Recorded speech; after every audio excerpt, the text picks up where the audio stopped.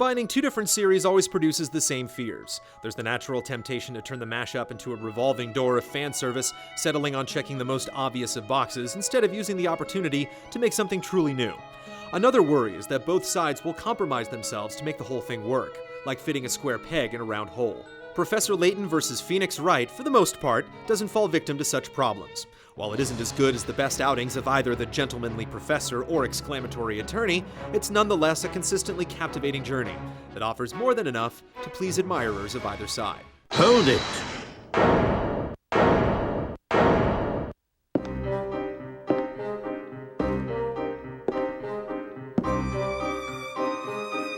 Your Honor, I request that the court hold its verdict a moment longer. A huge contributor to the game's success is its excellent setting. The fantastical world of Labyrinthia is the kind of place where anything seems possible. Its inhabitants include great witches, haughty inquisitors, and couriers with voices so piercing they'll leave your ears ringing. Labyrinthia has so many unexplained happenings that when Phoenix and Layton do cross paths, it hardly feels unnatural. While the dynamic investigators are indeed enjoyable on screen together, it's really the quirky denizens of the witch-infested town that steal the show. Whether it's Sir Zacharias Barnum brandishing his sword at Phoenix from the prosecutor's seat, or the local drunk Emir splashing a drink on his reddened face, these characters are so animated that you can't help but be enchanted. Barnum! Barnum! Barnum! Barnum! Barnum! Barnum! Barnum! Although going into too much detail would spoil the best moments, the adventure is primarily about Phoenix, Layton, and company discovering the truth behind the storyteller, a man who creates Labyrinthia's future with his stories. As the tale unfolds, players slowly peel back the layers of Labyrinthia's mysteries. Expect regular twists and turns that practically turn everything you know upside down. The narrative slowly unfurls until it becomes completely ridiculous. If you stop to pick at it, it all starts to fall apart. Important moments, circumstances, and rules are glossed over, and even initially significant characters, like the aforementioned knight, Zacharias Barnum, are largely abandoned in the game's final third. These issues only become problematic in hindsight, however. The game is so intent on catching you off guard and throwing you into the next puzzling case that such things are easy to forget, encouraging you to just go along for the ride. Like any good fantasy story, the game is more concerned with entertainment than it is about making perfect sense.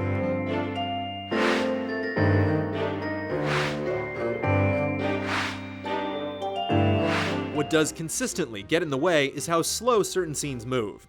Characters occasionally retread the same ground or reach a particular point in the most roundabout way possible. It's a problem found in both the Professor Layton and Phoenix Wright series, so it isn't too surprising that it's present here. Much like those games, however, it's never so bad as to become ruinous. Everything still fits into the 25-hour or so story, but the experience could have been exceptional with a little grooming.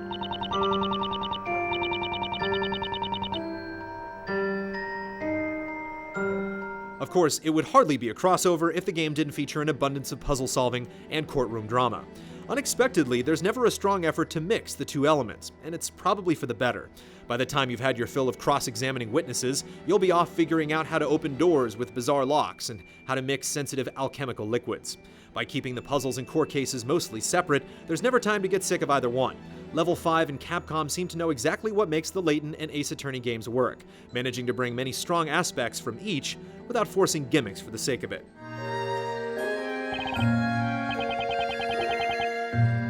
Not to say the game doesn't get playful. Expect to see Luke and Maya, the plucky assistants of Layton and Phoenix respectively, team up and take leading roles. Additionally, there are times when Phoenix has to solve a puzzle or two, while Layton takes the stand. Do it, Miss Maya! Just what I'd expect from the Professor's Apprentice. Yet for as much as it gets right, there are several big disappointments. In every Phoenix Wright game, investigations play a big part. You talk to witnesses, gather information, and piece together clues. Sadly, they're woefully short in this game, rarely lasting longer than a few minutes. The evidence you need to locate is usually so obvious that there's no joy in finding it, making investigations feel thrown in. Objection! Additionally, the puzzles and core cases start out so simple that they feel like obstacles rather than the fun challenges they should be. Perhaps it's because the game doesn't want to alienate fans on either side, but too often you can spot the obvious answers quickly. Later on, things do ramp up in difficulty, making the gameplay in the second half more memorable than the first, but it's a shame it takes so long to get there. I've already seen the answer. After examining all the evidence, this is one meeting of the minds that's hardly objectionable. Whether you're a Layton and Phoenix expert or a newcomer, the game does an admirable job of demonstrating why each series is so beloved in the first place. The few rough edges do little to dull the wonder of Labyrinthia, making us hope that these heroes will someday reunite. This court finds the accused guilty of being a witch. No! So, this is the witch's court.